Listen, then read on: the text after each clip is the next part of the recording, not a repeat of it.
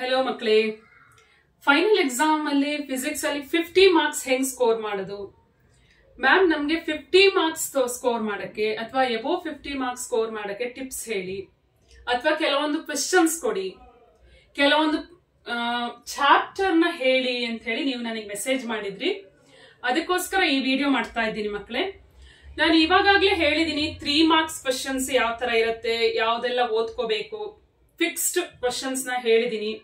2 marks part B fixed questions ನ ಹೇಳಿದೀನಿ ಈಗಾಗಲೇ. ಅಂಡ್ 5 ಮಾರ್ಕ್ಸ್ ಗೆ ಯಾವ್ಯಾವ ಚಾಪ್ಟರ್ ಓದ್ಬೇಕು ಅಂತ ಹೇಳಿ ಮೆನ್ಷನ್ ಮಾಡಿದೀನಿ. ನ್ಯೂಮರಿಕಲ್ಸ್ ಗೆ ಯಾವ್ಯಾವ ಚಾಪ್ಟರ್ ಬರುತ್ತೆ ಅಂತಲೂ ಹೇಳಿದೀನಿ. ಸೊ ನೀವು ಕೆಲವರು ಹೇಳಿದ್ರೆ 50 ಮಾರ್ಕ್ಸ್ ಹೆಂಗ್ ತೆಗಿಯೋದು, 50 ಮಾರ್ಕ್ಸ್ ಗೆ ಯಾವ್ಯಾವ ಚಾಪ್ಟರ್ ಓದ್ಬೇಕು ಅಥವಾ ಯಾವ್ಯಾವ ಕ್ವೆಶ್ಚನ್ಸ್ ಓದ್ಕೋಬೇಕು ಅಂತ ಹೇಳಿ. ಸೊ ನೀವು ಎಕ್ಸ್ಕ್ಲೂಡಿಂಗ್ ನ್ಯೂಮರಿಕಲ್ ಮಾಡೋದಾದ್ರೆ, ಸೊ 70 ಮಾರ್ಕ್ಸ್ಗೆ 10 ಮಾರ್ಕ್ಸ್ ನ್ಯೂಮರಿಕಲ್ಸ್ ಇರುತ್ತೆ. ಅದನ್ನ ಎಕ್ಸ್ಕ್ಲೂಡ್ ಮಾಡಿದ್ರೆ ಉಳಿದಿದ್ದು 60 ಮಾರ್ಕ್ಸ್. ಈ 60 ಮಾರ್ಕ್ಸ್ ಅಲ್ಲಿ ನೀವು 50 ತೆಗಿಬೇಕು ಅಂದ್ರೆ ನೀವು ಪಾರ್ಟ್ ಡಿ ನ ಕಂಪ್ಲೀಟ್ ಆಗಿ ಓದ್ಲೇಬೇಕಾಗತ್ತೆ. ಪಾರ್ಟ್ ಡಿ ಅಲ್ಲಿ 3 ಕ್ವೆಶ್ಚನ್ಸ್ ಇರುತ್ತೆ, 5 ಮಾರ್ಕ್ಸ್ ಈಚ್, ಅಂದ್ರೆ 15 ಮಾರ್ಕ್ಸ್ ಬರ್ಬೇಕಾಗತ್ತೆ ನಿಮ್ಗೆ. ಸಿ ಫಾರ್ ಎಕ್ಸಾಂಪಲ್ ನಿಮ್ಗೆ ಈಗ ಪಾರ್ಟ್ ಡಿ ಅಲ್ಲಿ 15 ಮಾರ್ಕ್ಸ್ ಬಂತು, ಅಂಡ್ ಪಾರ್ಟ್ ಸಿ ಅಲ್ಲಿ ನೀವು 5 ಆನ್ಸರ್ ಮಾಡಬೇಕು, ಅದು ಅಷ್ಟೇ 15 ಮಾರ್ಕ್ಸ್ ಇರುತ್ತೆ. ನೀವು ಇಲ್ಲೂ ಅಷ್ಟೇ 15 ಮಾರ್ಕ್ಸ್ ತೆಗಿಬೇಕಾಗತ್ತೆ. ಅಂಡ್ ಪಾರ್ಟ್ ಬಿ ಅಲ್ಲಿ ನಿಮ್ಗೆ 5 ಕ್ವೆಶ್ಚನ್ಸ್ ಆನ್ಸರ್ ಮಾಡ್ಬೇಕಾಗತ್ತೆ 8 ಅಲ್ಲಿ. ಸೊ ಅದಕ್ಕೆ 2 ಮಾರ್ಕ್ಸ್ ಈಚ್, ಅಂದ್ರೆ 10 ಮಾರ್ಕ್ಸ್. ಸಿ ಇಲ್ಲಿ 10 ಮಾರ್ಕ್ಸ್ ನೋಡಿ, ಇಲ್ಲಿ 15 15 30 ಪ್ಲಸ್ 10 40 ಮಾರ್ಕ್ಸ್ ಆಯ್ತು. ಇನ್ನು MCQ and filling the blanks. ಈ ಫಿಲ್ಲಿಂಗ್ ದ ಬ್ಲಾಂಕ್ಸ್ ಅಲ್ಲಿ 5 ಫಿಲ್ಲಿಂಗ್ ದ ಬ್ಲಾಂಕ್ಸ್ ಅಲ್ಲಿ ನಿಮ್ಗೆ 1 ಅಥವಾ 2 ಕಷ್ಟ ಆಗತ್ತೆ. ಸೊ ನೀವು 3 to 4 ಮ್ಯಾಕ್ಸಿಮಮ್ ತೆಗಿಬಹುದು. ಓಕೆ, ಸೊ 3 to 4 ಮಾರ್ಕ್ಸ್ ತಗೋಬಹುದು ನೀವು. ಅಂಡ್ MCQ ಅಲ್ಲಿ 15 ಅಲ್ಲಿ ನೀವು ಮ್ಯಾಕ್ಸಿಮಮ್ 10 ಸ್ಕೋರ್ ಮಾಡ್ಬೇಕಾಗತ್ತೆ. ಸೊ ನೀವು filling the blanks and MCQ ತಗೊಂಡ್ರೆ ಅಲ್ಲಿ ನೀವು ಮ್ಯಾಕ್ಸ್ ಟು ಮ್ಯಾಕ್ಸ್ ನೀವು ಇಲ್ಲಿ 14 ಸ್ಕೋರ್ ಮಾಡ್ಬೇಕಾಗತ್ತೆ. ಓಕೆ, ಅವಾಗ ಎಷ್ಟಾಯ್ತಿದು 40 ಪ್ಲಸ್ 10 14 54 ಮಾರ್ಕ್ಸ್ ಆಗುತ್ತೆ. Excluding numerical. ನ್ಯೂಮರಿಕಲ್ ಮಾಡಲ್ಲ ಅಂದ್ರೆ ಇಲ್ಲಿ ನೀವು ಫೋಕಸ್ ಮಾಡ್ಬೇಕಾಗತ್ತೆ. ಇಲ್ಲ ನೀವು ನ್ಯೂಮರಿಕಲ್ಸ್ ಕೆಲವೊಂದಾದ್ರೂ ಗೊತ್ತಿತ್ತು, ಫಾರ್ಮುಲಾ ಬರೀತೀರಾ ಅಂದ್ರೆ ಫಾರ್ಮುಲಾ ಬರೆದ್ರು ನಿಮ್ಗೆ 1 ಮಾರ್ಕ್ಸ್ ಸಿಗತ್ತೆ. ಓಕೆ, ನೀವು ಏನು ಸಬ್ಸ್ಟಿಟ್ಯೂಷನ್ ಮಾಡದೆ ಫಾರ್ಮುಲಾ ಅಷ್ಟು ಬರೆದ್ರು 1 ಮಾರ್ಕ್ಸ್ ಸಿಗತ್ತೆ ಮಕ್ಕಳೇ. ಸೊ ಅದಕ್ಕೋಸ್ಕರ ಕರೆಂಟ್ ಎಲೆಕ್ಟ್ರಿಸಿಟಿಯಲ್ಲಿರುವ ಎಕ್ಸ್ಪ್ರೆಷನ್ AC ಚಾಪ್ಟರ್ ಅಲ್ಲಿ ಈ 2 ಚಾಪ್ಟರ್ ನೀವು ಓದ್ಕೊಂಡ್ರೆ ಸಾಕಾಗತ್ತೆ. ಇದು 2 ಚಾಪ್ಟರ್ ಎಕ್ಸ್ಪ್ರೆಷನ್ ಗಳಾದ್ರೂ ಬರೆದ್ರೆ ಅಟ್ ಲೀಸ್ಟ್ ನಿಮ್ಗೆ ಅಲ್ಲಿ 1 ಮಾರ್ಕ್ ಸಿಗತ್ತೆ. ಇಲ್ಲ ಕೆಲವೊಂದು ಸಿಂಪಲ್ ಆಗಿರುತ್ತೆ, ಅವಾಗ ನೀವು ಸಬ್ಸ್ಟಿಟ್ಯೂಷನ್ ಮಾಡಿ ಆನ್ಸರ್ ಬರುತ್ತೆ ನಿಮ್ಗೆ. ಕೆಲವೊಂದು ಸಿಂಪಲ್ ನ್ಯೂಮರಿಕಲ್ಸ್ ಕೊಡ್ತಾರಲ್ವಾ, ಅವಾಗ ಟ್ರೈ ಮಾಡಿ. ಈಗ ಇಂಪಿಡೆನ್ಸ್ ಅಂತ ಇರುತ್ತೆ, Z(√R² plus XL minus XC whole square, ಈ ತರ formula. XL ω(L), XC 1/ωc. ಇಲ್ಲಿ ನೀವು ನೋಡ್ಬೇಕು LC 2 ಕೊಟ್ರೆ ಅಷ್ಟೇ XL XC ಫೈಂಡ್ ಔಟ್ ಮಾಡಿ. ಈ ತರ ನ್ಯೂಮರಿಕಲ್ಸ್ ಇರುತ್ತೆ. ಅಥವಾ ಕರೆಂಟ್ ಎಲೆಕ್ಟ್ರಿಸಿಟಿಯಲ್ಲಿ R = ρL/A, ಇದ್ರ ಮೇಲೆ ನ್ಯೂಮರಿಕಲ್ ಇರುತ್ತೆ. ಅಥವಾ I E/R+R. ಕೆಲವೊಂದೆಲ್ಲ ಸಿಂಪಲ್ ನ್ಯೂಮರಿಕಲ್ ಇರುತ್ತೆ. 1 ಮಾರ್ಕ್ ಅಲ್ಲಿ ಸಿಗತ್ತೆ ನಿಮ್ಗೆ. ಅಟ್ ಲೀಸ್ಟ್ ಟ್ರೈ ಮಾಡಿ. ಔಟ್ ಆಫ್ 10 ನೀವು 2-3 ಮಾರ್ಕ್ಸ್ ಆದ್ರೂ ನ್ಯೂಮರಿಕಲ್ಸ್ ಇಂದ ಬರುವಂಗ್ ಟ್ರೈ ಮಾಡಿ. ನಾನು ಇವಾಗಲೇ ಹೇಳಿದೆ ನಿಮ್ಗೆ ಎಲ್ಲಾ 45 ಕ್ವೆಶ್ಚನ್ಸ್ ನಿಮ್ಮ ಒಂದು ಆನ್ಸರ್ ಶೀಟ್ ಅಲ್ಲಿ ಇದ್ರೆ ಚೆನ್ನಾಗಿರುತ್ತೆ. ಎಲ್ಲಾನು ಆದಷ್ಟು ಎಲ್ಲಾ ಕ್ವೆಶ್ಚನ್ಸ್ಗೂ ಆನ್ಸರ್ ಮಾಡಿ. ಇವಾಗ ನೀವು ಸೆಕೆಂಡ್ ಮೇನ್ ಪಾರ್ಟ್ ಬಿ ಅಲ್ಲಿ ಓನ್ಲಿ 5 ಆನ್ಸರ್ ಮಾಡ್ಬೇಕು, 5 ಕ್ವೆಶ್ಚನ್ಸ್ ಆನ್ಸರ್ ಮಾಡಿ. ಥರ್ಡ್ ಮೇನ್ ಪಾರ್ಟ್ ಸಿ ಅಲ್ಲಿ 5 ಆನ್ಸರ್ ಮಾಡಿ. ಓಕೆ, ನಿಮ್ಗೆ ಏನೇನ್ ಗೊತ್ತು ಆದಷ್ಟು 5 ನ ನಿಮ್ಗೆ ಗೊತ್ತಿದ್ದು ಕಾನ್ಫಿಡೆನ್ಸ್ ಆಗಿರುವಂತದನ್ನ 5 ಆನ್ಸರ್ ಮಾಡಿ. ಓಕೆ, ಪಾರ್ಟ್ ಡಿ ಅಲ್ಲಿ 3 ಆನ್ಸರ್ ಮಾಡಿ. ನ್ಯೂಮರಿಕಲಿಗೆ ಹೋಗಿ ಯಾವ್ದಾದ್ರು ಗೊತ್ತಿತ್ತಾ ಸಾಲ್ವ್ ಮಾಡಿ, ಗೊತ್ತಿಲ್ಲ ಅಂದ್ರೆ ಟ್ರೈ ಮಾಡಿ. ಅಟ್ ಲೀಸ್ಟ್ ನ್ಯೂಮರಿಕಲ್ದು ಏನದು ಫಾರ್ಮುಲಾ ಬರೀರಿ, ಸಬ್ಸ್ಟಿಟ್ಯೂಷನ್ ಮಾಡಕ್ ಆಗತ್ತ ನೋಡಿ. ಫಸ್ಟ್ ನೀವು ಗಿವನ್ ಬರ್ಕೋಬೇಕು, ಏನ್ ಡೇಟಾ ಇರುತ್ತಲ್ವಾ ಅದನ್ನ ಬರ್ಕೊಂಡ್ರೆ ನಿಮಗೆ ಅವಾಗ ಗೊತ್ತಾಗತ್ತೆ. ಓ ಈ ಡೇಟಾ ಯೂಸ್ ಮಾಡಿದೆ ಅಂದ್ರೆ ಈ ಈಕ್ವೇಶನ್ ಯೂಸ್ ಮಾಡ್ಬೇಕಾಗತ್ತೆ. ಇದನ್ನ ನೀವು ಅಲ್ಲಿ ಏನ್ ಡೇಟಾ ಬರೀತಿರಲ್ವಾ ಅದ್ರಲ್ಲೇ ನಿಮಗೆ ಫಾರ್ಮುಲಾ ಸಿಕ್ಬಿಡತ್ತೆ. ಆ ರಿಲೇಷನ್ ಯಾವ್ದು, ಇದಕ್ಕೆ ಏನ್ ರಿಲೇಷನ್ ಅನ್ನೋದು ಗೊತ್ತಾಗತ್ತೆ ನಿಮ್ಗೆ. ಸೊ ರಿಲೇಷನ್ 1 ಟ್ರೈ ಮಾಡಿ. ರಿಲೇಷನ್ 1 ಬರ್ದ್ರು ನಿಮಗೆ 1 ಮಾರ್ಕ್ ಕೊಡ್ತಾರೆ. ಸೊ ಫಾರ್ಮುಲಾ ಬರ್ದಿದ್ದಕ್ಕೆ 1 ಮಾರ್ಕ್ ಇರುತ್ತೆ. ಓಕೆ, ಸೊ ಟ್ರೈ ಮಾಡಿ. ಆ 4 ಕ್ವಶನ್ಸಿಗೂ ನೀವು ಫಾರ್ಮುಲಾ ಬರೆಯಕ್ ಟ್ರೈ ಮಾಡಿ. ಗೊತ್ತಿತ್ತು ಅಂದ್ರೆ ಸಬ್ಸ್ಟಿಟ್ಯೂಷನ್ ಮಾಡಿ ಆನ್ಸರ್ ಬರೀರಿ. ಓಕೆ, ಸೊ ಅದಾದ್ಮೇಲೆ ನೀವು ಎಕ್ಸ್ಟ್ರಾಸಿಗೆ ಬನ್ನಿ. Second main, third main, fourth main, ಇದೆಲ್ಲದ್ರದ್ದು ಎಕ್ಸ್ಟ್ರಾಸ್ ಬರೀರಿ. ಟೋಟಲ್ 45 ಕ್ವೆಶ್ಚನ್ಸ್ ಆನ್ಸರ್ ನಿಮ್ ಬುಕ್ ಅಲ್ಲಿ ಇರ್ಬೇಕು. ಓಕೆ, ನಿಮ್ಮ ಆನ್ಸರ್ ಬುಕ್ಲೆಟ್ ಅಲ್ಲಿ ಎಲ್ಲಾನು ಇರುವಂಗೆ ನೋಡ್ಕೊಳ್ಳಿ. ಓಕೆನಾ ಮಕ್ಕಳೇ? ಇವಾಗ 50+ ಸ್ಕೋರ್ ಮಾಡ್ಬೇಕು ಅಂದ್ರೆ ನಾನ್ ನಿಮಗೆ 2 ಆಪ್ಷನ್ ಕೊಡ್ತೀನಿ. ಏನಕ್ಕೆ ಅಂದ್ರೆ ನಮ್ಗೆ ಇವಾಗ ಗೊತ್ತಿರೋದಿಲ್ಲ ಇದೇ ಬರುತ್ತೆ ಅಂತ. ಈಗ ನಾನು ಇದಿಷ್ಟೇ ಓದಿ ಮಕ್ಕಳೇ ಅಂತ ಹೇಳಿ ಇದಿಷ್ಟೇ ನಿಮ್ಗೆ ಹೇಳ್ಬಿಟ್ರೆ ಆಮೇಲೆ ಇದ್ರಲ್ಲಿ ಬರ್ಲಿಲ್ಲ, ಸ್ವಲ್ಪ ಮಾಡರೇಟ್ ಲೆವೆಲ್ ಇತ್ತು ಅಥವಾ ಟಫ್ ಲೆವೆಲ್ ಇತ್ತು ಅಂದ್ರೆ ಕ್ವಶನ್ ಪೇಪರ್, ಆಮೇಲೆ ನೀವು ನಮಗ್ ಬ್ಲೇಮ್ ಮಾಡ್ಬೇಕಾಗತ್ತೆ. ಸೊ ಅದಕ್ಕೋಸ್ಕರ ನಾನು ನಿಮ್ಗೆ 2 ಆಪ್ಷನ್ ಕೊಡ್ತೀನಿ. ಒಂದು ಆಪ್ಷನ್ ಏನು ಅಂದ್ರೆ ನೋಡಿ, ಇವಾಗ ಇಲ್ಲಿ ನೀವು ಈ 5 ಚಾಪ್ಟರ್ ನ ನೀಟಾಗಿ ಓದ್ಕೊಳ್ಳೋದು. ಓಕೆ, ಈ 5 ಚಾಪ್ಟರ್ ನಲ್ಲಿರುವ ವೇಟೇಜ್ ನೋಡ್ಕೊಳ್ಳಿ. ಈ ನಂಬರ್ ನೋಡ್ಕೋಬೇಡಿ, ನಾನು ಸುಮ್ನೆ ರೆಫರೆನ್ಸ್ ಬರ್ಕೊಂಡಿದೀನಿ. ಇಲ್ಲಿ ನೋಡಿ 5 ಚಾಪ್ಟರ್ ಓದ್ಕೊಳ್ಳಿ. ಇಲ್ಲಿ electric charges fields 11 marks weightage ಇದೆ, ಎಲೆಕ್ಟ್ರಿಕ್ ಪೊಟೆನ್ಶಿಯಲ್ 10 ಮಾರ್ಕ್ಸ್ ವೇಟೇಜ್ ಇರುತ್ತೆ. ಇದ್ರಲ್ಲಿ ಒಂದು 5 ಮಾರ್ಕ್ಸ್ ಕ್ವಶನ್ಸ್ ಆನ್ಸರ್ ಮಾಡಬಹುದು, ನ್ಯೂಮರಿಕಲ್ ಗೊತ್ತಿತ್ತು ಅಂದ್ರೂ ಮಾಡಬಹುದು ನೀವು. And current electricity is very very important. ಈ ಕರೆಂಟ್ ಎಲೆಕ್ಟ್ರಿಸಿಟಿ ಚಾಪ್ಟರ್ ತುಂಬಾ ಇಂಪಾರ್ಟೆಂಟ್, ಇದನ್ನ ಯಾವುದೇ ಕಾರಣಕ್ಕೂ ಬಿಡಬೇಡಿ ನೀವು. ಅಂಡ್ ಮೂವಿಂಗ್ ಚಾರ್ಜಸ್ ಅಷ್ಟೇ ಇಂಪಾರ್ಟೆಂಟ್. Okay, magnetism. ಈ 5 ಚಾಪ್ಟರ್ ನೀವು ಓದ್ಕೊಂಡ್ರೆ ಇದ್ರಲ್ಲಿ ನೋಡಿ ಇದಿಷ್ಟನ್ನ ಆಡ್ ಮಾಡಿದ್ರೆ ನಿಮ್ಗೆ 50 ಮಾರ್ಕ್ಸ್ ಬರುತ್ತೆ. ಓಕೆ, ಸೊ ನೀವು 50 ಸ್ಕೋರ್ ಮಾಡ್ಬೇಕು ಅಂದ್ರೆ ಇನ್ಕ್ಲೂಡಿಂಗ್ ನ್ಯೂಮರಿಕಲ್ ಇದಿಷ್ಟರಲ್ಲಿ 50 ಮಾರ್ಕ್ಸ್ ಆಗುತ್ತೆ. Out of 70 you can score 50 if you go through these 5 lessons. ಈ 5 lessons ಓದ್ಕೊಂಡ್ರು ಸಾಕಾಗತ್ತೆ. ಓಕೆ, ಅದರಲ್ಲಿ ಎಲ್ಲಾ ತರದ ಕ್ವಶನ್ಸ್ ಬರುತ್ತೆ. 2 ಮಾರ್ಕ್ಸ್ ಇದ್ದು ಇರುತ್ತೆ, 3 ಮಾರ್ಕ್ಸ್ ಇದ್ದು ಬರುತ್ತೆ, 5 ಮಾರ್ಕ್ಸ್ ಥಿಯರಿ ಬರುತ್ತೆ, 5 ಮಾರ್ಕ್ಸ್ ನ್ಯೂಮರಿಕಲ್ ಬರುತ್ತೆ. ಅಂಡ್ MCQ ಆನ್ಸರ್ ಮಾಡ್ಬೇಕು ಅಂದ್ರೆ ಎಲ್ಲಾ ಕ್ವಶನ್ಸ್ ಇದಿಷ್ಟು MCQ ಬರುತ್ತೆ. MCQ ಎಲ್ಲಾ ಚಾಪ್ಟರ್ ಬರುತ್ತೆ. ಬಟ್ ನೀವೀಗ ನೋಡಿ ಇಲ್ಲಿ 11 ಮಾರ್ಕ್ಸ್ ಇದೆ, 10 ಮಾರ್ಕ್ಸ್, ಇದಿಷ್ಟನ್ನ ಆಡ್ ಮಾಡ್ಕೊಳ್ಳಿ. ಇದಿಷ್ಟನ್ನ ಆಡ್ ಮಾಡಿ ಉಳಿದಿದ್ದ ಚಾಪ್ಟರ್ MCQ ನ ಆಡ್ ಮಾಡಿದ್ರೆ ನಿಮ್ಗೆ 50+ ಸಿಗತ್ತೆ ಮಕ್ಕಳೇ. ಓಕೆ, ಇದು ಒಂದು ಆಪ್ಷನ್. ನೀವು ಇದಿಷ್ಟೇ ಓದ್ಕೊಳ್ಳೋದು, 5 ಚಾಪ್ಟರ್ ಓದ್ಕೊಳ್ಳೋದು, ಫುಲ್ ಥರೋ ಆಗ್ಬೇಕು.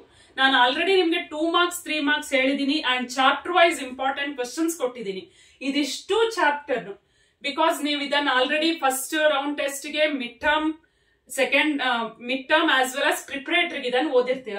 ಇದಿಷ್ಟು ಚಾಪ್ಟರ್ ಆಲ್ರೆಡಿ 2-3 ಟೈಮ್ಸ್ ಓದಿದ್ದೀರಾ. ಸೊ ನೀವು ಇದಿಷ್ಟನ್ನ ತರೋ ಆಯ್ತು ಅಂದ್ರೆ ನಿಮ್ಗೆ ಎಲ್ಲಾ ಪಾರ್ಟ್ ಗಳನ್ನ ಆನ್ಸರ್ ಮಾಡಕ್ಕೂ ಆಗತ್ತೆ. ಬಟ್ MCQಗೆ ಇದಿಷ್ಟು ಓದ್ಕೋಬೇಕು, ಗೊತ್ತಿರತ್ತಲ್ವಾ ನಿಮ್ಗೆ, ಕೆಲವೊಂದು ಗೊತ್ತಿರೋ ಕ್ವಶನ್ಸ್ ಇರತ್ತಲ್ವಾ, ಅದನ್ನ ಆನ್ಸರ್ ಮಾಡಕ್ ಆಗತ್ತೆ. ಸೊ ನೀವು ಆರಾಮ್ಸೆ 50+ ಸ್ಕೋರ್ ಮಾಡ್ಬೋದು. ಇದಿಷ್ಟೇ, ಇದು ಒಂದು ಆಪ್ಷನ್. ಓಕೆ, ಇಲ್ಲ ನಾನು ಇದನ್ನ ಓದಲ್ಲ, ಇದೆರಡು ಚಾಪ್ಟರ್ ಓದಲ್ಲ ಅಂದ್ರೆ ನೀವು ಬೇರೆ ಆಪ್ಷನ್, ಇನ್ನೊಂದು ಸೆಕೆಂಡ್ ಆಪ್ಷನ್ ಏನು ಅಂದ್ರೆ ಇಲ್ಲಿ ನೀವೇನ್ ಮಾಡ್ಬೇಕು, ಕೆಲವೊಂದು ಸಿಂಪಲ್ ಚಾಪ್ಟರ್ ಇರುತ್ತೆ, ಅದರ ವೇಟೇಜ್ ಕಮ್ಮಿ ಇರುತ್ತೆ, ಆ ಚಾಪ್ಟರ್ ಗಳನ್ನ ಓದ್ಕೋಬೇಕಾಗತ್ತೆ. ಸಿಂಪಲ್ ಕ್ವಶನ್ಸ್ ಗಳಿರುತ್ತೆ ಕೆಲವೊಂದು, ಅದನ್ನ ಈಸಿಲಿ ಆನ್ಸರ್ ಮಾಡಬಹುದು. ಡೆರಾವೇಶನ್ಸ್ ಇರಲ್ಲ ಮಕ್ಕಳೇ. ಇವಾಗ ನೋಡಿ ಸೆಮಿ ಕಂಡಕ್ಟರ್ ಹೋದ್ರೆ 8 ಮಾರ್ಕ್ಸ್ ಇರುತ್ತೆ ಅದರಲ್ಲಿ. ಓಕೆ, 8 ಮಾರ್ಕ್ಸ್ ಯಾವ್ದು ಬರುತ್ತೆ ಅಂತ ಹೇಳಿ ನಾನು ಆಲ್ರೆಡಿ ಚಾಪ್ಟರ್ ವೈಸ್ ಹೇಳಿದೀನಿ. ಓಕೆ, ಸೊ ಇಲ್ಲೊಂದು 5 ಮಾರ್ಕ್ಸ್ ಕ್ವಶನ್ಸ್ ಬರುತ್ತೆ. ಓಕೆನಾ, ಅಂಡ್ ಸೆಮಿ ಕಂಡಕ್ಟರ್ 8 ಮಾರ್ಕ್ಸ್ ಇರುತ್ತೆ. ನ್ಯೂಕ್ಲಿಯರ್ ಚಾಪ್ಟರ್, ಆಟಮ್ ಚಾಪ್ಟರ್, ಇದೆರಡಕ್ಕೂ 4 ಅಥವಾ 5 ಅಥವಾ 4. ಈ ವೇಟೇಜ್ ಅನ್ನೋದು 4 or 5, ಒಂದು ಹೆಚ್ಚು ಅಥವಾ ಒಂದು ಕಮ್ಮಿ ಆಗುವ ಚಾನ್ಸಸ್ ಇರುತ್ತೆ. ನಿಮ್ಗೆ ಆಲ್ರೆಡಿ ನಾನು ಹೇಳಿದೀನಿ, ಯಾವುದೇ ಒಂದು ಪರ್ಟಿಕ್ಯುಲರ್ ಬ್ಲೂ ಪ್ರಿಂಟ್ ನ ರೆಫರ್ ಮಾಡಬೇಡಿ ಮಕ್ಕಳೇ. ನಿಮ್ಗೆ ಯಾರು ಅಡ್ವೈಸ್ ಮಾಡಿದ್ರು ಅದು ರಾಂಗ್ ಅಡ್ವೈಸ್ ಅದು. ಓಕೆ, ಅದನ್ನ ನೋಡ್ಕೋಬೇಡಿ. ಯಾವುದೇ ಒಂದು ಬ್ಲೂ ಪ್ರಿಂಟ್ ಇಲ್ಲ. ಇವಾಗ ಬೋರ್ಡ್ನವರು, PU ಬೋರ್ಡ್ನವರು 3 model paper and 3 blueprint ಬಿಟ್ಟಿರೋದು ಅಲ್ವಾ.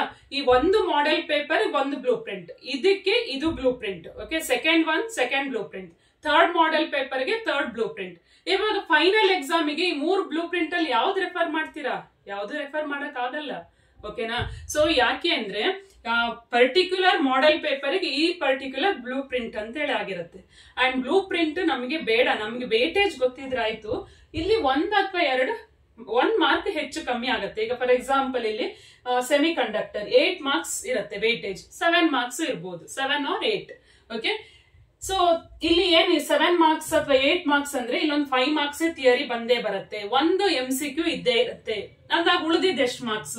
5+1 ಅಲ್ಲಿ ಹೋಯ್ತು ಅಂದ್ರೆ ಇನ್ನು ಉಳಿದಿದ್ದು 2 ಮಾರ್ಕ್ಸ್. ಅಂದ್ರೆ 2 ಮಾರ್ಕ್ಸ್ ಒಂದು ಕ್ವಶನ್ಸ್ ಬರುತ್ತೆ. ಯಾವ್ದು ಬರುತ್ತೆ? N type, P type semiconductor most expected ಇದು. N type, P type difference between N type or P type.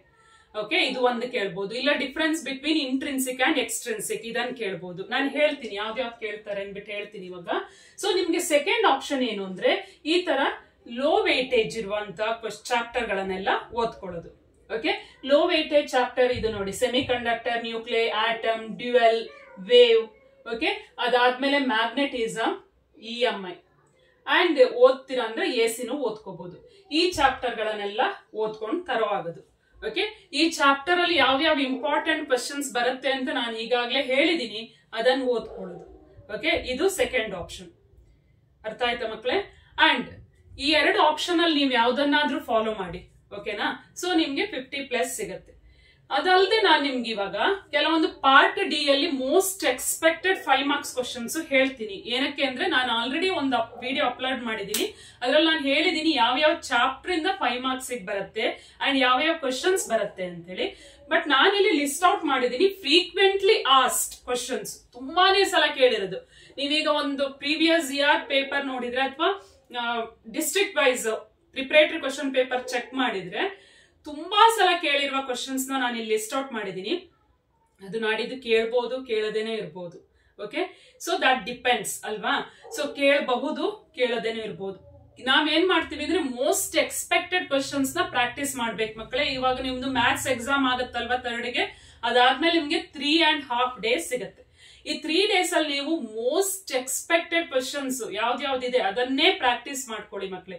ನನ್ನ ಪ್ಲೇ ಲಿಸ್ಟ್ ಇದೆ, most expected or most important questions of second PU ಅಂತೇಳಿ ಹಾಕಿದೀನಲ್ವಾ, ಆ ಪ್ಲೇ ಲಿಸ್ಟ್ ಓಪನ್ ಮಾಡ್ಕೊಳ್ಳಿ. ಎಲ್ಲಾ chapter wise questions ಹಾಕಿದೀನಿ and 2, 3, 5 marks ಇದು ಕ್ವಶನ್ಸ್ ಎಲ್ಲ ಇಂಪಾರ್ಟೆಂಟ್ ಹಾಕಿದೀನಲ್ವಾ, ಅದನ್ನ ನೋಡ್ಕೊಳ್ಳಿ. ಸೊ ಅದಕ್ಕೆ ಆನ್ಸರ್ ಮಾಡಿ. ಮೋಸ್ಟ್ ಇಂಪಾರ್ಟೆಂಟ್ ಕ್ವಶನ್ಸ್ ಅನ್ನು ಮಾತ್ರ ನೀವು ಪ್ರಾಕ್ಟೀಸ್ ಮಾಡಬೇಕು. ಡಿರೈವೇಶನ್ ಗಳನ್ನೆಲ್ಲ ಬರ್ದು ಪ್ರಾಕ್ಟೀಸ್ ಮಾಡ್ಕೊಳ್ಳಿ. ಓಕೆ, ಸೊ ಇಲ್ಲಿ 5 ಮಾರ್ಕ್ಸ್ ಯಾವ್ದು ಎಕ್ಸ್ಪೆಕ್ಟೆಡ್ ಮಾಡ್ತೀವಿ ಅಂದ್ರೆ ತುಂಬಾನೇ ಸಲ ಕೇಳಿರುವಂತ ಕ್ವಶನ್ಸ್ ಯಾವ್ದು ಅಂದ್ರೆ ನೋಡಿ, ಇಲ್ಲಿ ಫಸ್ಟ್ ಲೆಸನ್ ಅಲ್ಲಿ state Gauss law in electrostatics and arrive at the expression for electric field due to thin spherical shell outside the shell. ಇದು ಓಕೆ, ಇದು ಗಾಸ್ ಲಾ ಅಪ್ಲಿಕೇಶನ್. ಟೋಟಲ್ ಅಲ್ಲಿ 5 ಡಿರೈವೇಶನ್ ಇದೆ ಫಸ್ಟ್ ಲೆಸನ್ ಅಲ್ಲಿ, but ನಾನ್ ನಿಮ್ಗೀಗ Gauss law application 3 ಇರೋದ್ರಲ್ಲಿ ಒಂದನ್ನು mention ಮಾಡಿದೀನಿ. ಓಕೆ, ಸೆಕೆಂಡ್ ಥರ್ಡ್ ಕೇಳ್ಬೋದು, ಬಟ್ ರೇರ್ಲಿ ಕೇಳೋದು. Okay, first one thin spherical shell ತುಂಬಾನೇ ಸಲ ಕೇಳಿದ್ದಾರೆ, ಅದನ್ನ ನಾನು ಇಲ್ಲಿ ಮೆನ್ಷನ್ ಮಾಡಿದೀನಿ. ಅಂಡ್ ಇನ್ನು ಒಂದು axial line and equatorial line, ಇದೆರಡನ್ನು ಕಂಪೇರ್ ಮಾಡಿದಾಗ ಈಕ್ವಿಟೋರಿಯಲ್ ಲೈನ್ ತುಂಬಾ ಸಲ ಕೇಳಿರೋದು. ಓಕೆ, ತುಂಬಾ ಫ್ರೀಕ್ವೆಂಟ್ಲಿ ಆಸ್ಡ್ ಕ್ವಶನ್ ಯಾವುದು ಅಂದ್ರೆ equatorial line. Okay, second one. And third one, ಈಗ ಇಲ್ಲಿ ನೆಕ್ಸ್ಟ್ ಕರೆಂಟ್ ಎಲೆಕ್ಟ್ರಿಸಿಟಿ ಚಾಪ್ಟರ್ ಹೋದ್ರೆ ಅಲ್ಲಿ ಆಕ್ಚುಲಿ ಕ್ವಶನ್ಸ್ ಇರೋದು cells in series, cells in parallel and Wheatstone network, balancing condition as well as electrical conductivity. ಮತ್ತು ನಾನು ಎಲ್ಲಾ ಪೇಪರ್ ಚೆಕ್ ಮಾಡಿ ನೋಡಿದಾಗ, ನಾನು ಅನಲೈಸ್ ಮಾಡಿ ನೋಡಿದಾಗ ನನಗೆ ಗೊತ್ತಾಗಿದ್ದೇನು ಅಂದ್ರೆ ಸೆಲ್ಸ್ ಇನ್ ಸೀರೀಸ್ ಇದು ತುಂಬಾನೇ ಸಲ ಕೇಳಿದ್ದಾರೆ. ಓಕೆ, ಸೆಲ್ಸ್ ಇನ್ ಸೀರೀಸ್ ಜೊತೆಗೆ ಇನ್ನೊಂದು ಕ್ವಶನ್ ಹಾಕ್ಬಿಟ್ಟು ಸೆಲ್ಸ್ ಇನ್ ಸೀರೀಸ್ ಕೇಳ್ತಾರೆ, ಯಾಕಂದ್ರೆ ಸೆಲ್ಸ್ ಇನ್ ಸೀರೀಸ್ ತುಂಬಾ ಸಿಂಪಲ್ ಕ್ವಶನ್. ಓಕೆ, ಸೊ ಅಲ್ಲಿ ಇನ್ನೊಂದು ಕ್ವಶನ್ ಆಡ್ ಮಾಡ್ತಾರೆ ಅವರು. ಓಕೆ, ಏನೋ ಒಂದು ಕ್ವಶನ್ ಸೇರ್ಸ್ಬಿಟ್ಟು ಕೇಳ್ತಾರೆ ಇದನ್ನ. ಅಂಡ್ ಸೆಲ್ಸ್ ಇನ್ ಪ್ಯಾರಲಲ್ ಅಷ್ಟೇ ಇಂಪಾರ್ಟೆಂಟ್ ಕ್ವಶನ್ ಇದೆ, ಬಟ್ ಸೀರೀಸ್ ತುಂಬಾನೇ ಇಂಪಾರ್ಟೆಂಟ್ ಇದೆ. ಸೆಲ್ಸ್ ಇನ್ ಪ್ಯಾರಲಲ್ ಅಷ್ಟೇ. So derive an expression for effective EMF and effective internal resistance when 2 cells are connected in parallel ಅಥವಾ connected in series. Okay, series ತುಂಬಾ simple, parallel ಸ್ವಲ್ಪ lengthy ಇದೆ. ನೀವು ಎರಡನ್ನು practice ಮಾಡಿ. ಅದ್ರ ಜೊತೆ ನೋಡಿ, ಇದು ಎಲೆಕ್ಟ್ರಿಕಲ್ ಕಂಡಕ್ಟಿವಿಟಿ ಸಿಗ್ಮಾ ಡಿರೈವೇಶನ್.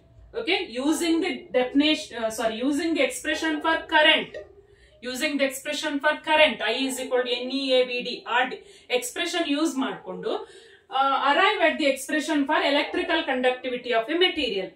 ಈ ಡಿರೈವೇಶನ್ ತುಂಬಾನೇ important. Sigma is equal to NE square tau by m. Okay, 5 marks ಬರುವಂತದ್ದು.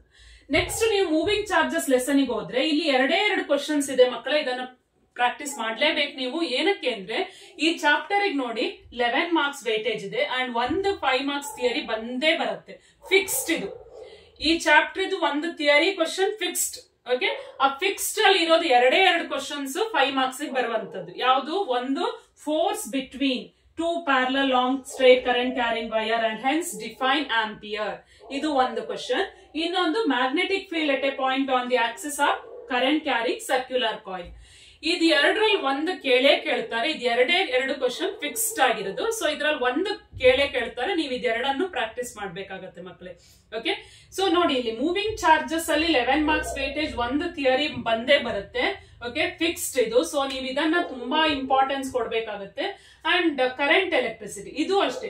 ಕರೆಂಟ್ ಎಲೆಕ್ಟ್ರಿಸಿಟಿ ಚಾಪ್ಟರ್ ಅಲ್ಲಿ 13 ಮಾರ್ಕ್ಸ್ ವೇಟೇಜ್ ಇದೆ, ಅಂದ್ರೆ ಒಂದು ಥಿಯರಿ ಕ್ವೆಶನ್ಸ್ ಬಂದೇ ಬರುತ್ತೆ ಅಂಡ್ ಒಂದು ನ್ಯೂಮರಿಕಲ್ ಬರುತ್ತೆ.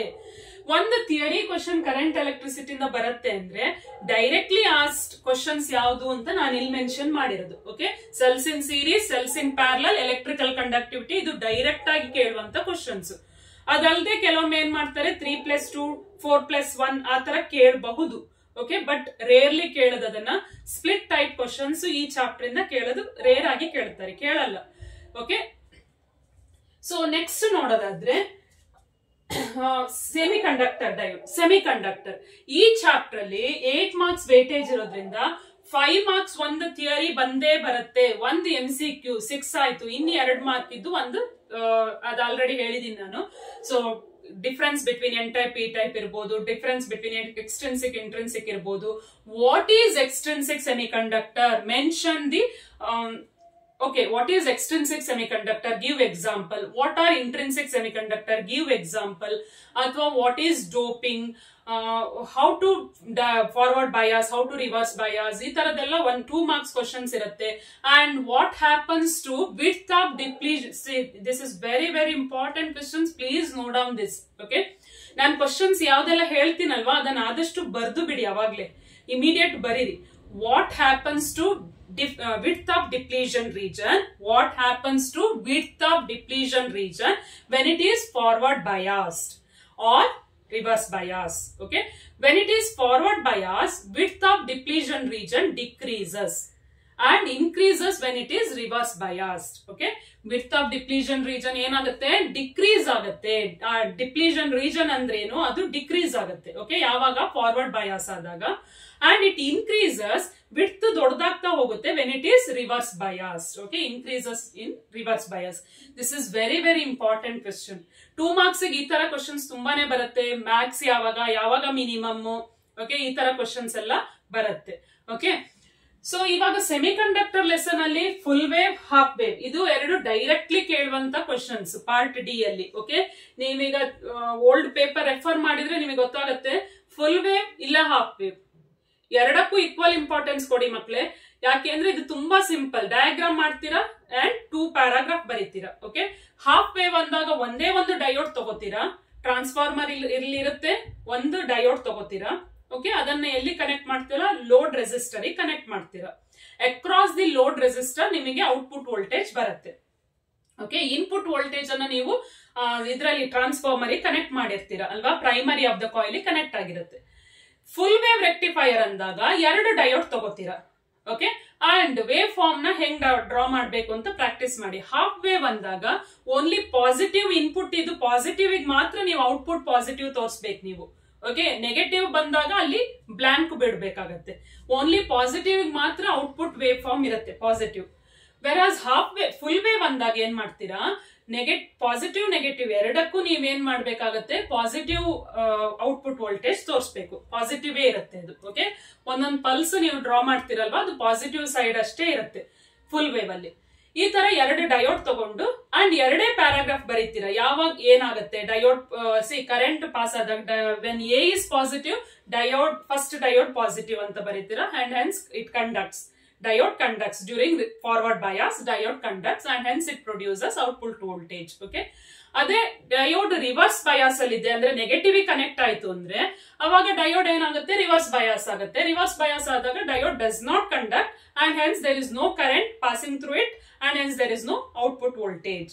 ಇದನ್ನ ಪ್ರಾಕ್ಟೀಸ್ ಮಾಡಿ ಮಕ್ಕಳೇ. ಇದರಲ್ಲಿ 5 ಮಾರ್ಕ್ಸ್ ಒಂದು ಕ್ವಶನ್ ಬಂದೇ ಬರುತ್ತೆ, ಹಾಫ್ ವೇವ್ ಅಥವಾ ಫುಲ್ ವೇವ್. ಇದಿಲ್ಲದೆ ಅವ್ರು ಏನ್ ಮಾಡ್ಬೋದು ಅಂದ್ರೆ conductor, semiconductor, insulator on the basis of band theory, ಅದು 3 ಮಾರ್ಕ್ಸ್ ಇರೋದನ್ನ ಸ್ಪ್ಲಿಟ್ ಮಾಡಿ ಕೇಳ್ಬೋದು. 2 ಕ್ವಶನ್ಸ್ ಮಿಕ್ಸ್ ಮಾಡಿ ಕೇಳುವ ಚಾನ್ಸಸ್ ಇರುತ್ತೆ. ಓಕೆ, ಬಟ್ ಡೈರೆಕ್ಟ್ ಆಗಿ ಕೇಳೋದು ಇದು ಒಂದೇ question, half wave or full wave rectification. What is rectification? Explain the working of either full wave or half wave, ಇದನ್ನ ಕೇಳುವ ಚಾನ್ಸಸ್ ಇರುತ್ತೆ. ಓಕೆ, ಇದು ಕೇಳ್ತಾರೆ. ಈ ಚಾಪ್ಟರ್ ಇಂದ ಒಂದು ಕ್ವಶನ್ ಬಂದೇ ಬರುತ್ತೆ, ಫಿಕ್ಸ್ಡ್ ಕ್ವಶನ್. ಓಕೆ, ಟೋಟಲ್ ನೀವು 3 ಆನ್ಸರ್ ಮಾಡಬೇಕು. ಇದ್ರಲ್ಲಿ ನಾನು ಫಿಕ್ಸ್ಡ್ ಕ್ವಶನ್ ಯಾವುದು ಅಂತ ಹೇಳ್ತೀನಿ. Fixed question from fixed chapter. Okay, ಒಂದು ಫಿಕ್ಸ್ಡ್ ಚಾಪ್ಟರ್ ಯಾವುದು ನೋಡಿ? Current electricity fixed chapter. Okay, C first chapter first question ಬರೋದೇ ಈ ಚಾಪ್ಟರ್ ಇಂದ. ಇದು ನಮಗಿದು ಗೊತ್ತಿಲ್ಲ ಇದು. ಓಕೆ, ಫಸ್ಟ್ ಕ್ವಶನ್ ಯಾವ ಚಾಪ್ಟರ್ ಇಂದ ಬರುತ್ತೆ? ಪಾರ್ಟ್ ಡಿ ಅಲ್ಲಿ ಒಂದ ಎಲೆಕ್ಟ್ರಿಕ್ ಚಾರ್ಜಸ್ ಇಲ್ಲ ಎಲೆಕ್ಟ್ರಿಕ್ ಪೊಟೆನ್ಶಿಯಲ್ ಏನ್ ಬರುತ್ತೆ. ಓಕೆ, ಇಲ್ಲಿ ನಾನು 90% ಹೇಳ್ತೀನಿ ಎಲೆಕ್ಟ್ರಿಕ್ ಚಾರ್ಜಸ್ ಇಂದಲೇ ಬರುತ್ತೆ. 90% ನಾನು ಅಶ್ಯೂರೆನ್ಸ್ ಕೊಡ್ತೀನಿ ನಿಮ್ಗೆ ಎಲೆಕ್ಟ್ರಿಕ್ ಚಾರ್ಜಸ್ ಇಂದ ಬರುತ್ತೆ. ಬಟ್ ನಂಗೆ ಇನ್ನ 10% ಗೊತ್ತಿಲ್ಲ. ಓಕೆ, ಸೊ 90% ನಾವು ಹೇಳ್ಬೋದು ಎಲೆಕ್ಟ್ರಿಕ್ ಚಾರ್ಜಸ್ ಇಂದ ಬರುತ್ತೆ. ಅದರಲ್ಲೂ Gauss law application and equatorial line, that is very important. ಇದೆರಡ ನೀವು ಪ್ರಾಕ್ಟೀಸ್ ಮಾಡಿ. ಓಕೆ, ಇವಾಗ ಕೆಲವು ಮಕ್ಳಿಗೆ ನಾನು ಹೇಳ್ತಾ ಇರೋದು, ನೀವು ಆಲ್ರೆಡಿ ಪ್ರಾಕ್ಟೀಸ್ ಮಾಡಿದೀರಾ, ಆಕ್ಸಿಯಲ್ ಲೈನ್ ಗೊತ್ತು, ನನಗೆಲ್ಲ ಗಾಸ್ ಲಾ ಅಪ್ಲಿಕೇಶನ್ ಗೊತ್ತಿತ್ತು ಅಂದ್ರೆ okay, that is well. Okay, suppose ನಿಮಗೆ ಗೊತ್ತಿಲ್ಲ, ನಾನು ಈಗ ಇನ್ನ ಓದ್ಬೇಕು ಅಂತಂದ್ರೆ ನೀವೇನ್ ಮಾಡ್ಬೇಕು, ಇವಾಗ ಇನ್ನ ಟೈಮ್ ಇಲ್ಲಲ್ವಾ ಇಷ್ಟು ದಿನ, ಸೊ ಇನ್ನ ಓದ್ಬೇಕು ಅಂದಾಗ ನೀವೇನ್ ಮಾಡಿ, you just read which one, Gauss law application first one, spherical shell and equatorial line, ಇದೆರಡನ್ನೇ ಓದ್ಕೊಳ್ಳಿ. ಓಕೆ, ಅಂಡ್ ನೋಡಿ ಸೆಕೆಂಡ್ ಕ್ವಶನ್ ಕರೆಂಟ್ ಎಲೆಕ್ಟ್ರಿಸಿಟಿ ಇಂದಲೇ ಬರುತ್ತೆ. ಯಾವ ಕ್ವಶನ್ ಬರುತ್ತೆ that I don't know. It may be cells in series or parallel or electrical conductivity or Wheatstone network. Okay, Wheatstone network ಬರ್ಬೋದು. But ನಾನು ನೋಡಿದಂಗೆ ವೀಟ್ಸ್ಟೋನ್ ನೆಟ್ವರ್ಕ್ ತುಂಬಾ rare ಆಗಿ ಕೇಳ್ತಾರೆ. Cells in series parallel and electrical conductivity is a most expected questions. Okay, and next third question ಅಷ್ಟೇ, fixed chapter. Which is a fixed chapter? Moving charges. Moving charges ಇಂದಲೇ ಬರುತ್ತೆ, ಅದು fixed. So chapter is fixed, versus question is not fixed. ಮಕ್ಕಳೇ confuse ಆಗಬೇಡಿ, ma'am ನೀವು ಹೇಳಿದ question ಬಂದಿಲ್ಲ ಅಂತೇಳಿ ಆಮೇಲೆ ಹೇಳ್ಬೇಕಾಗತ್ತೆ. ಸೊ ನಾನೀಗ ಮೋಸ್ಟ್ ಎಕ್ಸ್ಪೆಕ್ಟೆಡ್ ಹೇಳ್ತೀನಿ. ಮೂವಿಂಗ್ ಚಾರ್ಜಸ್ ಇಂದ ಯಾವ್ದು most expected? Force between parallel wire or circular coil is a most expected questions. ಇದೆರಡನ್ನ ನೀವು ಪ್ರಾಕ್ಟೀಸ್ ಮಾಡಿ. ಇಲ್ಲಿ ಯಾವುದೇ ಸ್ಪ್ಲಿಟ್ ಟೈಪ್ ಕ್ವಶನ್ಸ್ ಕೇಳಲ್ಲ. ಓಕೆ, ಥರ್ಡ್ ಒನ್ ಆಯ್ತು. ಫೋರ್ತ್ ಒನ್ ಯಾವ್ದ್ರಿಂದ ಬರುತ್ತೆ? ವೇವ್ ಅಥವಾ ರೇ. ಓಕೆ, ರೇ ಅಥವಾ ವೇವ್ ಇಂದ ಬರುತ್ತೆ. ಸೊ ಇಲ್ಲೂ ಅಷ್ಟೇ 90% ವೇವ್ ಇಂದ ಬರುತ್ತೆ. ಓಕೆ, ವೇವ್ ಅಲ್ಲಿ ಸ್ಪ್ಲಿಟ್ ಟೈಪ್ ಕ್ವಶನ್ಸ್ ಇರುತ್ತೆ. ಇಲ್ಲೂ ಅಷ್ಟೇ ಸ್ಪ್ಲಿಟ್ ಟೈಪ್ ಇದ್ದಾಗ ತುಂಬಾ ಈಸಿ ಮಕ್ಳೇ ಆನ್ಸರ್ ಮಾಡೋದು. ಇವಾಗ ಒಂದು 3 marks ಗೆ ಕೇಳ್ಬೋದು, interference diffraction difference 3 marks. Okay, 3 marks and 2 marks ಗೆ ಇನ್ನೊಂದು ಏನೋ ಕ್ವಶನ್ಸ್ ಬರುತ್ತೆ. ಓಕೆನಾ, condition for constructive and destructive interference 2 marks, ಅಥವಾ ಥಿಯರಿ ಆಫ್ ಇಂಟರ್ಫರೆನ್ಸ್ 3 marks ಗೆ ಕೇಳೋದು. What are the condition for sustained interference 2 marks ಗೆ ಬರೋದು. ಓಕೆನಾ, ಈ ತರ ವೇವ್ ಆಪ್ಟಿಕ್ಸ್ ಅಲ್ಲಿ ತುಂಬಾ ಸಿಂಪಲ್ ಆಗಿ ಆನ್ಸರ್ ಮಾಡಬಹುದು. ಓಕೆನಾ, so wave optics 4th question ಆದ್ರೆ 5th ಒನ್ ಸೆಮಿ ಕಂಡಕ್ಟರ್ ಇಂದಲೇ ಬರುತ್ತೆ. ನಾನು ಫಿಕ್ಸ್ಡ್ ಚಾಪ್ಟರ್ ಹೇಳ್ತೀನಿ ನಿಮಗೆ. ಫಿಕ್ಸ್ಡ್ ಚಾಪ್ಟರ್ ಯಾವುದು? 5th ಇದ್ದು 5th question is from semi conductor. Is it clear? But I don't no which is a fixed questions. Okay, ನಾನು ಹೇಳ್ಬೋದು ನೋಡಿ, ಈಗ ಹಾಫ್ ವೇವ್ ಬರುತ್ತೆ, ಫುಲ್ ವೇವ್ ಬರುತ್ತೆ ಅಂತೇಳಿ ಹೇಳ್ಬೋದು. ಬಟ್ ಇದೇ ಬರುತ್ತೆ ಅಂತ ಹೇಳಕ್ಕೆ ನಮಗೆ ಆಗಲ್ಲ ಅಲ್ವಾ? ಸೊ ಈ ಎಲ್ಲ ಪಾರ್ಟ್ ಡಿ ಕ್ವಶನ್ಸ್ ನೀವು ತರೋ ಆಯ್ತು ಅಂದ್ರೆ ನೋಡಿ, ಇಲ್ಲಿ ನಿಮ್ಗೆ ಪಾರ್ಟ್ ಡಿ ಇಂದ 15 marks ಆರಾಮಾಗಿ ಸ್ಕೋರ್ ಮಾಡಬಹುದು.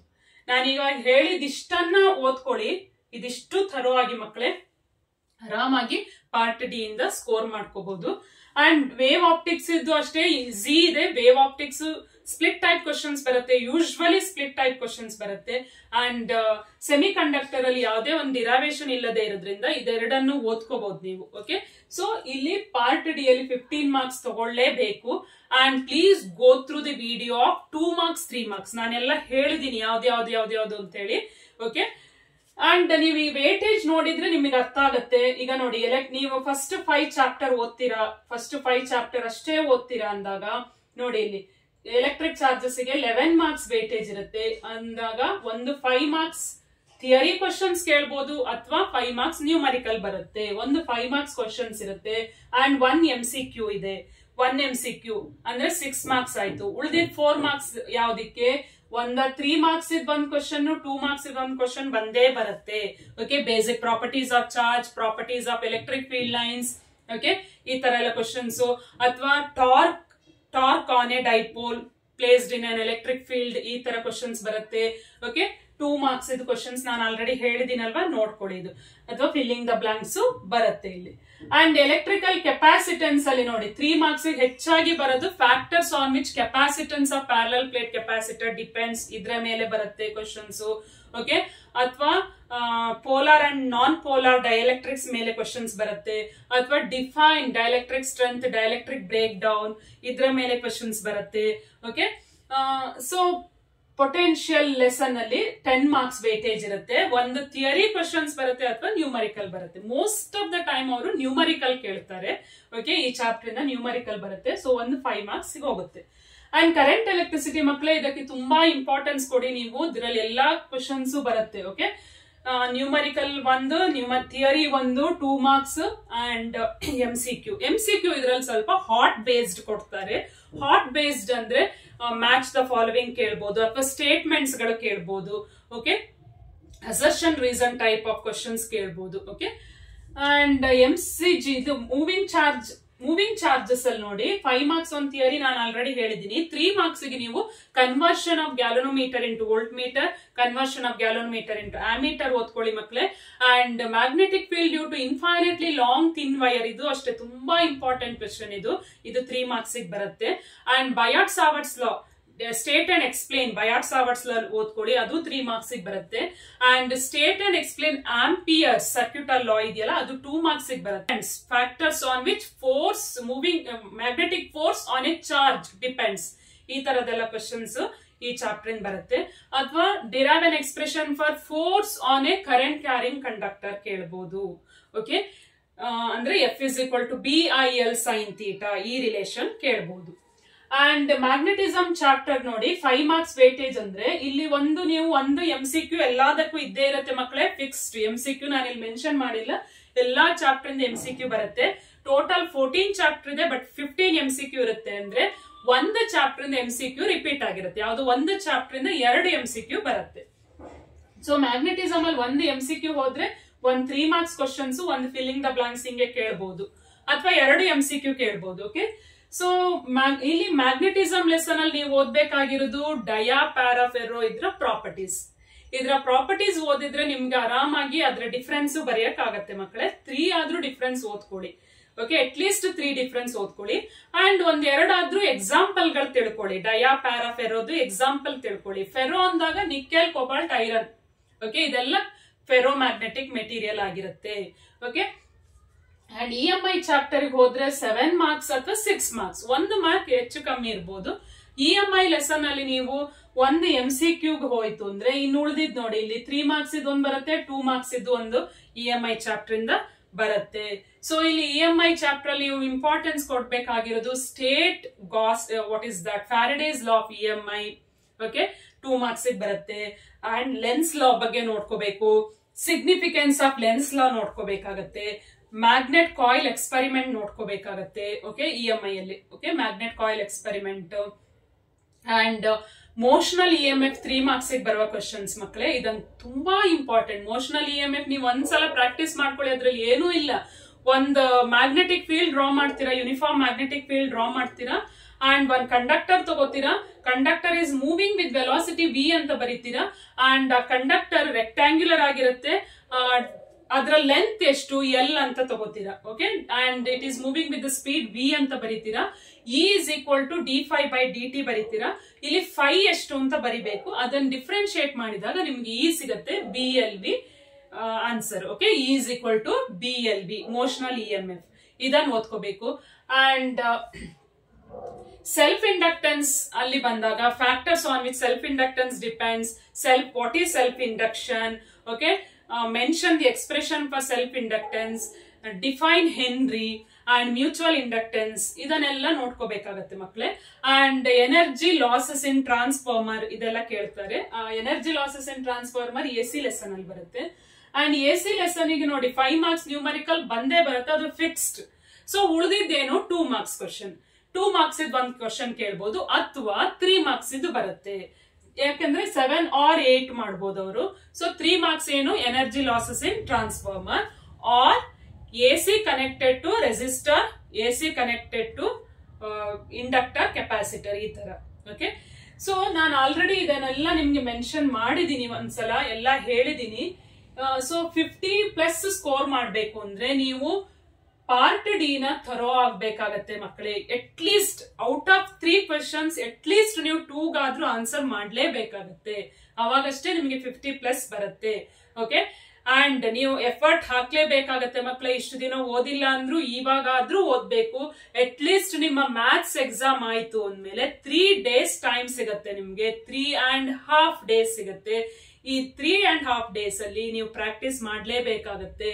ಅಟ್ ಲೀಸ್ಟ್ ನೀವೀಗ ಏನ್ ಮಾಡ್ಬೇಕು ಅಂದ್ರೆ ಪ್ರೀವಿಯಸ್ ಇಯರ್ ಕ್ವಶನ್ ಪೇಪರ್ ನ ಪ್ರಾಕ್ಟೀಸ್ ಮಾಡಿ, ಅಥವಾ district wise preparatory question paper ನ ಪ್ರಾಕ್ಟೀಸ್ ಮಾಡ್ಲೇಬೇಕಾಗತ್ತೆ ಮಕ್ಕಳೇ.